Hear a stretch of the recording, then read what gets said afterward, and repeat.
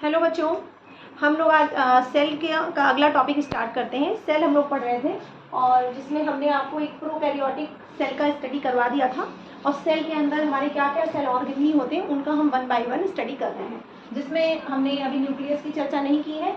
Endoplasmic reticulum के बारे में हम लोग पढ़ चुके हैं, गोल्गी एपरेटस के बारे में पढ़ चुके हैं, ठीक है। लाइसोसोम, वैक्यूल, इनकी सबकी डिस्कस हम लोग कर चुके हैं प्रीवियस वीडियोस में। आज हम सेल के अंदर पाए जाने वाले बहुत ही इंपॉर्टेंट सेल ऑर्गेनिज्म के बारे में डिस्कस करेंगे, दैट इज माइटोकॉन्ड्रिया। ओके, मतलब सेल के अंदर ही एक बहुत ही स्पेशल आपका जो है सेल ऑर्गेनिज्म पाया जाता है जिसे हम कहते हैं माइटोकॉन्ड्रिया। पहले हम इसका थोड़ा सा हिस्ट्री देखते हैं कि इसकी डिस्कवरी कैसे चालू हुई। देखिए, माइटोकॉन्ड्रिया को हम पावर हाउस कहते हैं। क्यों पावर हाउस कहते हैं? क्योंकि ये एटीपी के फॉर्म में एनर्जी को स्टोर करता है। मतलब सेल को जो एनर्जी मिलती है वो माइटोकॉन्ड्रिया में स्टोर्ड एनर्जी से मिलती है, जो कि एटीपी के फॉर्म में स्टोर रहता है। मतलब जो भी हम खाना वगैरह खाते हैं उसमें से ग्लूकोज निकलता है, फिर ग्लूकोज ऑक्सीजन के साथ रिएक्शन करके एटीपी के फॉर्म में एनर्जी जो है हमारे हर माइटोकॉन्ड्रिया में स्टोर हो जाती है। यानी आप कह सकते हैं कि ये power house of the cell है, ठीक है। अब इसकी डिस्कवरी की बात करते हैं। इसकी डिस्कवरी कॉलिकर नामक साइंटिस्ट ने की थी और किसने किया था? Muscle cells, flight muscle cells of insect, कीड़ों की जो उड़ने वाली जो मसल सेल्स होती है उसमें इन्होंने देखा था। क्यों? क्योंकि आपको पता है कि जो मसल सेल्स होती हैं वो अदर सेल के कंपैरिजन में कुछ ज़्यादा ही एनर्जेटिक होती हैं। तो वहीं से कॉलिकर का जो है ध्यान मसल सेल्स की हाई एनर्जी के ऊपर गया कि ये इतनी जल्दी थकती नहीं है, इनकी एनर्जी इतनी ज़्यादा क्यों होती है। तो उन्होंने सेल के अंदर ऑब्जर्व करना चालू किया, तो एक स्पेशल सेल ऑर्गेनिज्म उन्होंने देखा कि मसल सेल में होता है, दैट इज माइटोकॉन्ड्रिया। और सबसे पहले इन्होंने किसकी मसल सेल्स में देखा था? इंसेक्ट की फ्लाइट मसल सेल्स में माइटोकॉन्ड्रिया को कॉलिकर ने ऑब्जर्व किया था। लेकिन जो नाम माइटोकॉन्ड्रिया है ये नाम नहीं दिया था, उन्होंने इसे सार्कोमियर नाम दिया था। ये लिखा हुआ है, सार्कोमियर कहा था, ठीक है। फिर फ्लेमिंग नामक साइंटिस्ट ने क्या टर्म दिया? फीला, फीला कहा इसे। फिर आल्टमान ने बायोब्लास्ट कहा। ये सारे साइंटिस्ट और उनके दिए हुए टर्म है कि माइटोकॉन्ड्रिया के क्या क्या नाम किसने रखे हैं, ये आपको एज इट इज लर्न करना पड़ेगा। बेंडा ने माइटोकॉन्ड्रिया नाम दिया। जो माइटोकॉन्ड्रिया आज फेमस जो नेम है जो हम लोग पढ़ते हैं वो नेम किसका दिया हुआ है? बेंडा का है। सेमी ऑटोनॉमस ऑर्गेनल है, ये एक सेमी ऑटोनॉमस ऑर्गेनल है। ऑटोनॉमस मतलब स्वयं से कुछ काम ये अपना स्वयं कर लेता है ना। ये हर काम के लिए न्यूक्लियस पर डिपेंड नहीं है, अपने कुछ काम ये खुद कर लेता है, इसलिए हम इसको बोलते हैं सेमी ऑटोनॉमस ऑर्गेनल। अभी हम बताते हैं कौन कौन से काम ये अपने कर लेता है, ठीक है। नंबर ऑफ माइटोकॉन्ड्रिया, मिनिमम जो नंबर ऑफ माइटोकॉन्ड्रिया एक सेल में 1, मतलब मिनिमम की अगर हम बात करें तो एक सेल में एक माइटोकॉन्ड्रिया हो सकता है। लेकिन डिपेंड करता है कि जो सेल है वो कितनी एक्टिव है, कितनी एनर्जेटिक है। जितनी ज़्यादा जो सेल एक्टिव होगी उसमें माइटोकॉन्ड्रिया के नंबर उतने ही ज़्यादा होंगे, ठीक है। नंबर 1 वाले माइटोकॉन्ड्रिया कौन कौन से हैं? जैसे क्लोरेला और क्लेमाइडोमोनास, इनमें माइटोकॉन्ड्रिया की संख्या सिर्फ 1 होती है। क्लोरेला, क्लेमाइडोमोनास ये एल्गी है, यूनिसेलुलर एल्गी है, एक सेल के बने होते हैं, तो एक ही माइटोकॉन्ड्रिया इनके अंदर होता है। 50,000 माइटोकॉन्ड्रिया पाए जाते हैं जाइंट अमीबा, जिसका नेम है चाउस, ये नेम है जाइंट अमीबा चाउस में 50,000 माइटोकॉन्ड्रिया पाए जाते हैं एंड 5 लाख माइटोकॉन्ड्रिया पाए जाते हैं फ्लाइट मसल्स ऑफ इंसेक्ट। जैसा कि मैंने बताया कि मसल सेल्स में माइटोकॉन्ड्रिया के नंबर ज्यादा होते हैं, हम लोगों की बॉडी में भी मसल्स में माइटोकॉन्ड्रिया के नंबर ज्यादा होंगे, ठीक है। और ये आल्टमान ने, पहले हम थोड़ा सा माइटोकॉन्ड्रिया का स्ट्रक्चर देखते हैं। जब हम सेल के अंदर देखते हैं तो ये माइटोकॉन्ड्रिया को सेल से बाहर निकाल के इसका एक अल्ट्रा स्ट्रक्चर जब हम देखेंगे इलेक्ट्रॉन माइक्रोस्कोप के नीचे, तो ये कुछ ऐसा दिखेगा। इसमें 2 मेम्ब्रेन होंगी। जो बाहर की मेम्ब्रेन होगी इसको बोलेंगे आउटर मेम्ब्रेन, और फिर ये जो ग्रीन कलर से हमने बनाया है ये आपकी इनर मेम्ब्रेन है। इनर मेम्ब्रेन आपकी फोल्डेड है, इसमें ऐसे फोल्ड्स है। ये इनर मेम्ब्रेन फोल्डेड है। इस फोल्ड्स को जब ये फोल्ड होती है तो फिंगर जैसे प्रोजेक्शन बन जाते हैं अंदर, उंगली जैसे उभार बन जाते हैं, जिसे हम क्रिस्टी कहते हैं। ओके, जिसे हम क्या कहते हैं? क्रिस्टी कहते हैं। अब क्योंकि इसमें आउटर मेम्ब्रेन और इनर मेम्ब्रेन की वजह से इसमें 2 कंपार्टमेंट बन गए। आप देख रहे हैं कि एक बाहर की तरफ एक खाली गैप है, कंपार्टमेंट है, और एक अंदर कंपार्टमेंट है।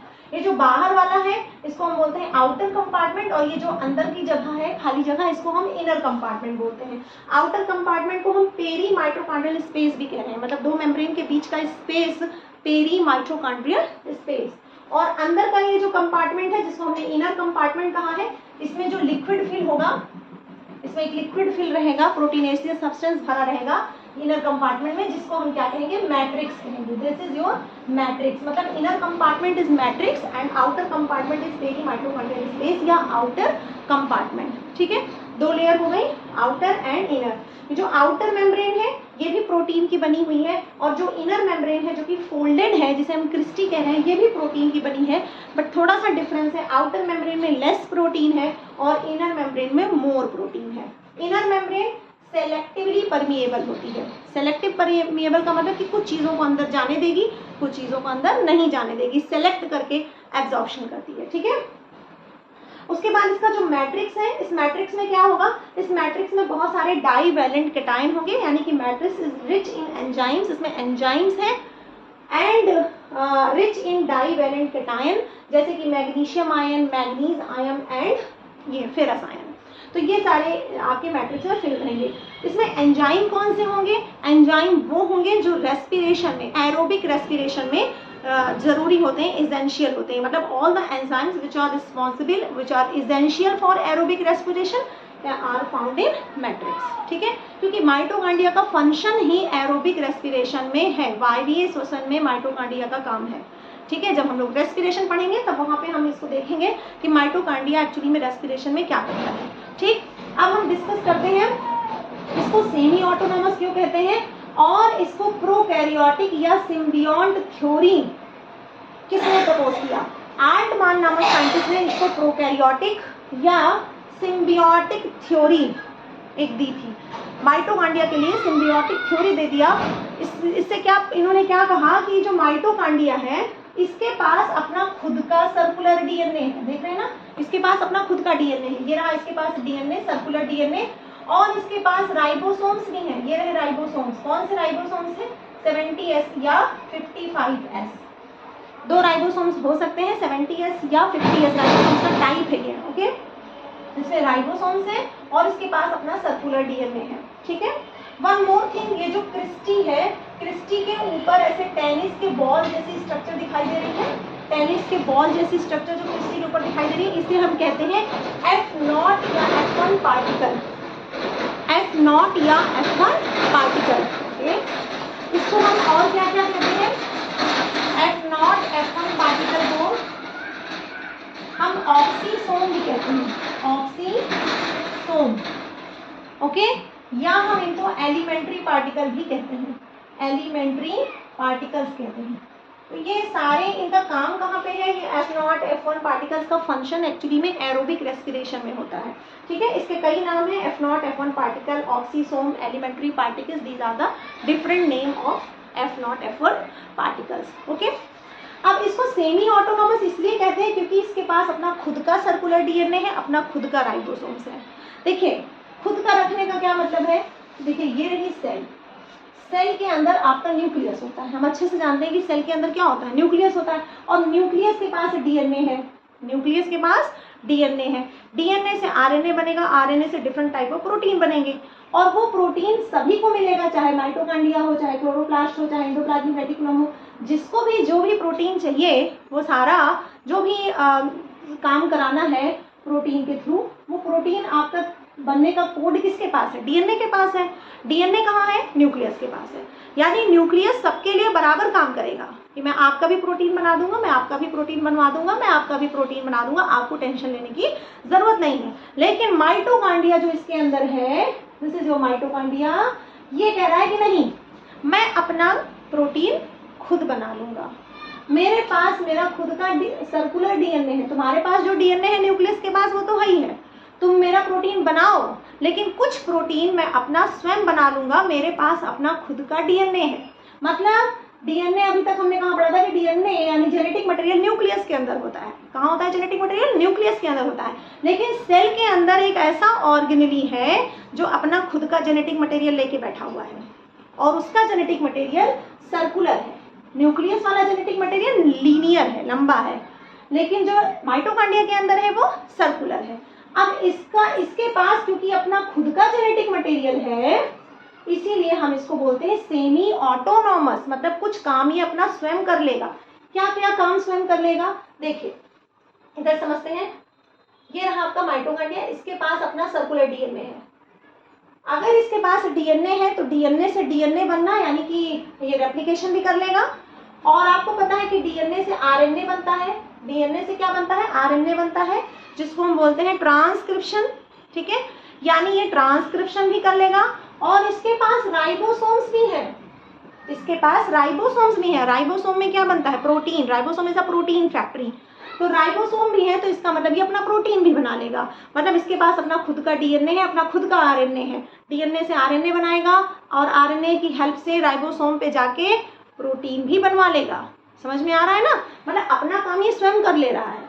न्यूक्लियस के पास जो डीएनए है वो तो करेगा ही सबके लिए, लेकिन ये अपना 10% काम खुद कर लेते हैं।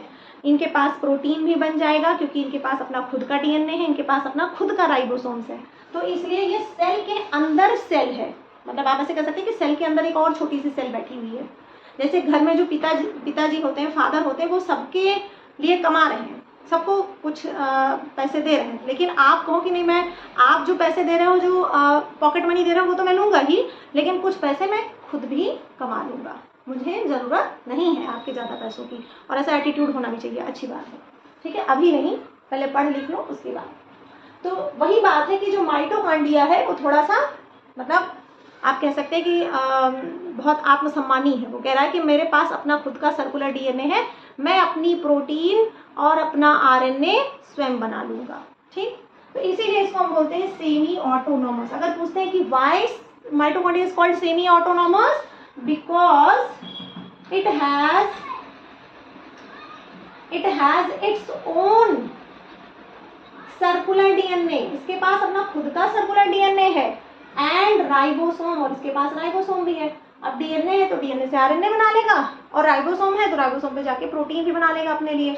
न्यूक्लियस तो देता ही था बना के, लेकिन ये खुद भी बना लेंगे। ठीक है, उसके बाद इसको प्रोकैरियोटिक या सिम्बियोटिक थ्योरी इसके लिए एक दी गई है। प्रोकैरियोटिक क्यों? एक्चुअली में ऐसा माना जाता है कि जो माइटोकॉन्ड्रिया है ये पहले एक प्रोकैरियोटिक सेल हुआ करता था। आपको पता है कि धरती पर सबसे पहले, अर्थ पर सबसे पहले किस तरह की सेल बनी थी? प्रोकैरियोटिक सेल बनी थी। अब इसी में से भाई प्रोकैरियोटिक सेल का भी डीएनए कैसा होता है? सर्कुलर होता है, हमने पढ़ा है। प्रोकैरियोटिक सेल का भी डीएनए सर्कुलर होता है, इसका भी डीएनए कैसा है? सर्कुलर है। दोनों में सिमिलरिटीज देखी गई। प्रोकैरियोटिक सेल में भी 70S का राइबोसोम होता है और माइटोकॉन्ड्रिया के अंदर भी 70S राइबोसोम है, यानी दोनों में सिमिलरिटीज है। इसका मतलब माइटोकॉन्ड्रिया भी कभी एक प्रोकैरियोटिक सेल था, प्रोकैरियोटिक सेल था। और कुछ और प्रोकैरियोटिक सेल थी जो बड़ी साइज की थी, ये बिग प्रोकैरियोटिक सेल थी, और माइटोकॉन्ड्रिया स्मॉल प्रोकैरियोटिक सेल थी। ये जो स्मॉल वाली प्रोकैरियोटिक सेल थी ये बिग वाली प्रोकैरियोटिक सेल के अंदर चली गई। ठीक है, ये देखिए, बिग वाली प्रोकैरियोटिक सेल ने स्मॉल वाली प्रोकैरियोटिक सेल को खा लिया, मतलब माइटोकॉन्ड्रिया को खा लिया। माइटोकॉन्ड्रिया कभी प्रोकैरियोटिक सेल था, एक इंडिविजुअल प्रोकैरियोटिक सेल था, और बड़ी प्रोकैरियोटिक सेल थी, और उन बड़ी प्रोकैरियोटिक सेल ने छोटी प्रोकैरियोटिक सेल को अपने अंदर इंगल्फ कर लिया, खा लिया। माइटोकॉन्ड्रिया बड़ी सेल के अंदर चला गया। ठीक है, अब ये अंदर चला गया तो यह इसी से फिर यूकैरियोटिक सेल अभी कहलाने लगी, यूकैरियोटिक सेल। क्यों? क्योंकि दोनों में सिमिलरिटीज हैं। आप देखिए, प्रोकैरियोटिक सेल में भी सर्कुलर डीएनए होता है, माइटोकॉन्ड्रिया में भी सर्कुलर डीएनए है। प्रोकैरियोटिक सेल में भी 70S राइबोसोम होता है, माइटोकॉन्ड्रिया के भी अंदर 70S राइबोसोम है। मतलब ये पहले एक स्वतंत्र प्रोकैरियोटिक सेल था। दूसरी बड़ी प्रोकैरियोटिक सेल के अंदर माइटोकॉन्ड्रिया घुस गया और बन गया यूकैरियोटिक सेल। ठीक है, तो इस तरह से आप कह सकते हैं कि सेल के अंदर सेल है, क्योंकि इसके पास अपना खुद का डीएनए है, अपना खुद का राइबोसोम है, और इसीलिए हम इसको बोलते हैं कि ये प्रोकैरियोटिक था या सिम्बियोंट थ्योरी। सिम्बियोंट मतलब दोनों में सिमिलरिटीज हैं, प्रोकैरियोटिक सेल के साथ सिमिलरिटी शो कर रहा है। और सिम्बियोंट कहने का एक ये भी तात्पर्य है कि जब बड़ी सेल ने इस छोटी सेल को अपने अंदर इंगल्फ किया, यानी माइटोकॉन्ड्रिया को इंगल्फ किया, तो माइटोकॉन्ड्रिया को ये डाइजेस्ट कर सकता था, पचा सकता था, मार सकता था, लेकिन इसने माइटोकॉन्ड्रिया को डाइजेस्ट नहीं किया, क्योंकि दोनों में सिम्बियोटिक रिलेशनशिप हो गया। सिम्बियोटिक रिलेशनशिप का मतलब माइटोकॉन्ड्रिया कैन स्टोर एटीपी, ये एनर्जी दे सकता है। किसको दे सकता है? इस बड़ी प्रोकैरियोटिक सेल को। तो ये बोलेगा कि भाई मुझे इंगल्फ तो आपने कर लिया है, लेकिन मुझे डाइजेस्ट मत करो, क्योंकि मैं एनर्जी दे सकता हूँ। I am the power house, मैं पावर हाउस हूँ। मेरे अंदर एटीपी के फॉर्म में एनर्जी स्टोर है, ठीक है। तो इस तरीके से सेल के अंदर सेल चली गई, मतलब पहले एक सेल थी, उसके अंदर माइटोकॉन्ड्रिया नाम की एक और सेल आ गई और इस तरीके से यूकैरियोटिक सेल बन गई। अब यहाँ पे जो हमने कहा कि 70s राइबोसोम होता है, इसमें कभी कभी 50s राइबोसोम भी देखा जाता है। मतलब माइटोकॉन्ड्रिया के अंदर दो तरह की राइबोसोम्स हो सकते हैं, 70s भी हो सकते हैं, 50s भी हो सकते हैं। अगर ये प्लांट का केस है, प्लांट्स में है तो 70s राइबोसोम होगा और एनिमल्स का केस है तो 50s राइबोसोम होगा, ठीक है। सो this is all about the mitochondria. Hope है कि आपको माइटोकॉन्ड्रिया बहुत अच्छे से समझ में आ गया होगा। ये सारे साइंटिस्ट के नाम आपको याद होने चाहिए, किसने क्या नाम दिया, इसको सेमी ऑटोनॉमस क्यों कहते हैं, प्रोकैरियोटिक के साथ ही सिम्बियोटिक थ्योरी क्यों प्रपोज करता है, क्योंकि ये ऐसा माना जाता है कि ये पहले एक प्रोकैरियोटिक सेल ही था, छोटी प्रोकैरियोटिक सेल थी जो बड़ी प्रोकैरियोटिक सेल के अंदर घुस गई और इस तरीके से यूकैरियोटिक सेल्स बन गई, ठीक है। इसमें कौन से राइबोसोम्स होते हैं, 70s भी होते हैं, 50s भी होते हैं। अगर एनिमल है तो 50s होगा, प्लांट्स है तो 70s, okay. So this is all about your mitochondria. और इतना नोट्स भी आपके लिए सफिशिएंट है, इससे ज़्यादा आपको पढ़ने की जरूरत नहीं है। If you are preparing for NEET or any competitive exam, so this is sufficient for you, okay. So आप नोट्स बनाइए और अच्छे से पढ़िए। नेक्स्ट वीडियो में हम लोग सेल का कोई और सेल ऑर्गेनेल लेकर आएंगे। Till then good bye and keep learning.